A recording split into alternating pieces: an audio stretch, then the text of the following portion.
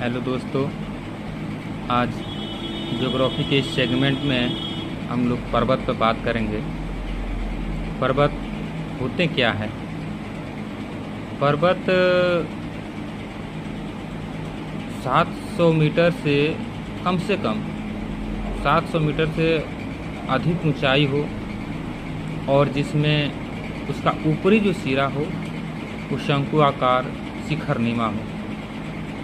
इसे हम लोग पर्वत की श्रेणी में रखते हैं। पर्वत होते कितने प्रकार के हैं? तो पर्वत सामान्य रूप से 5 प्रकार में हम लोग बांट कर देखते हैं। पहला है वलित या मुर्दार पर्वत। दूसरी बात करें ब्लॉक पर्वत। तीसरी बात करें तो ज्वालामुखी पर्वत। चौथी बात करें तो अवशिष्ट पर्वत और पांचवी अविच्छिन्न पर्वत। वलित या मुर्दार पर्वत क्या है? इसे समझ सकते हैं जैसे 2 भूखंड हो और एक वलन क्रिया हो रही है। जब आपस में वो दोनों टकराते हैं तो उनके बीच का जो भूमि है वो ऊपर उठ जाएगी वलन क्रिया के द्वारा। इस प्रकार की जो स्थलाकृति निर्माण होगी उसे हम लोग वलित पर्वत की श्रेणी में रखते हैं।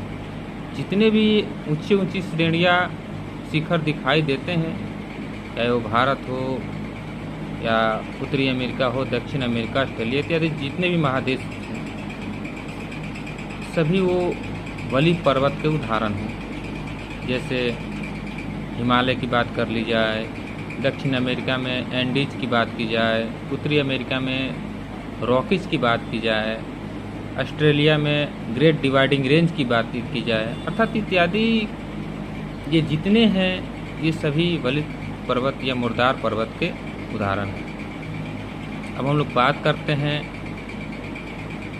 ब्लॉक पर्वत। ब्लॉक पर्वत मुर्दार पर्वत के ठीक विपरीत हम समझ सकते हैं। जब 2 कोई भूखंड या इस एक या एक से अधिक भागों में टूट जाते हैं, इस प्रकार के जो पर्वत का निर्माण होगा वो ब्लॉक पर्वत या अवरोधक पर्वत के नाम से जाने जाएंगे। इसमें बात की जाए तो भारत में विंध्याचल, सतपुरा बहुत ही प्रसिद्ध पर्वत के उदाहरण हैं। तीसरी है ज्वालामुखी पर्वत।